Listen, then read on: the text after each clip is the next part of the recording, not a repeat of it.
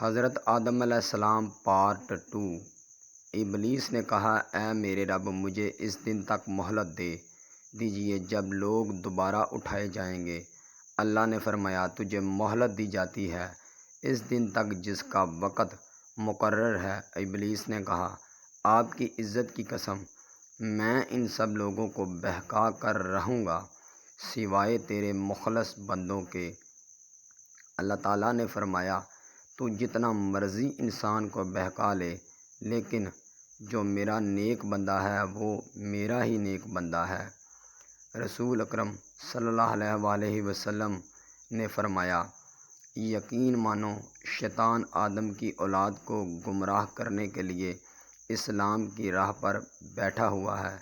ان کے دلوں میں یہ وسوسہ ڈالتا ہے کہ افسوس تم اپنے باپ دادا کا دین چھوڑ کر مسلمان ہو رہے ہو۔ سعادت مند لوگ اس کی بات ٹھکرا کر مسلمان ہو جاتے ہیں۔ پھر شیطان جہاد کی راہ پر بیٹھ کر کہتا ہے کہ جہاد کیوں کرتے ہو؟ تم مارے جاؤ گے تو تمہاری عورت کسی اور سے نکاح کر لے گی اور تمہارا مال تقسیم کر لیا جائے گا۔ مگر سعادت مند لوگ اس کی بات رد کر کے جہاد کے لیے نکل پڑتے ہیں۔ ایسے لوگ یقیناً جنتی ہیں، خواہ شہید ہو جائیں یا ڈوب کر یا کچل کر مر جائیں۔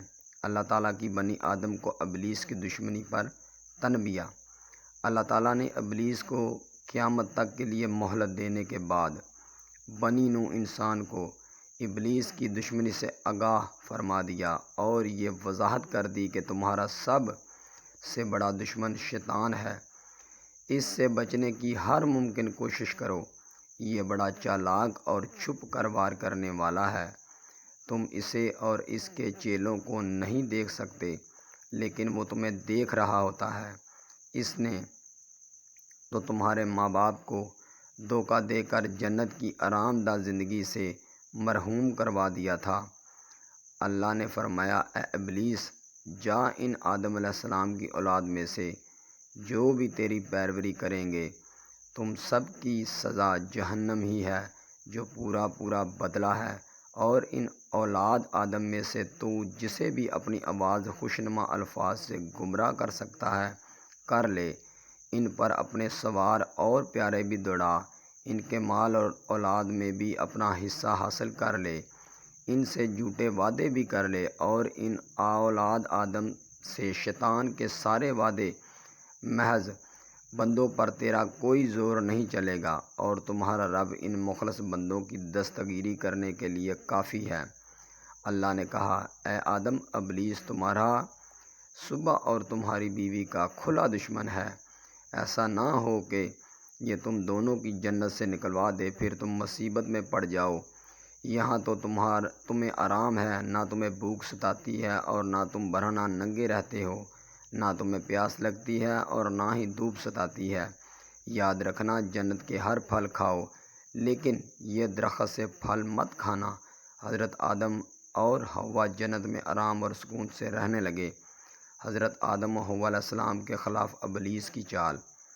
جب ابلیس نے یہ دیکھا کہ اللہ تعالیٰ نے حضرت آدم علیہ السلام کو عزت دیتے ہوئے انہیں جنت میں رہنے کا حکم دے دیا ہے تو حسد کی آگ میں جل گیا اور انسان دشمنی کا عملی مظاہرہ کرتے ہوئے انہیں جنت سے نکلوانے کے لیے چال چلنے لگا۔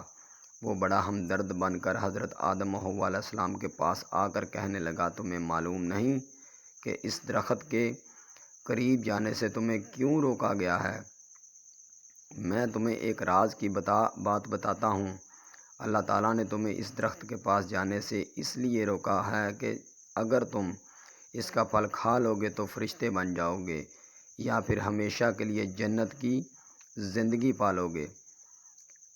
تمہارے رب نے تو تم کو اس درخت کا پھل کھانے سے صرف اس لیے منع کیا ہے کہ تم فرشتے نہ بن جاؤ یا ہمیشہ زندہ رہنے والوں میں سے نہ ہو جاؤ۔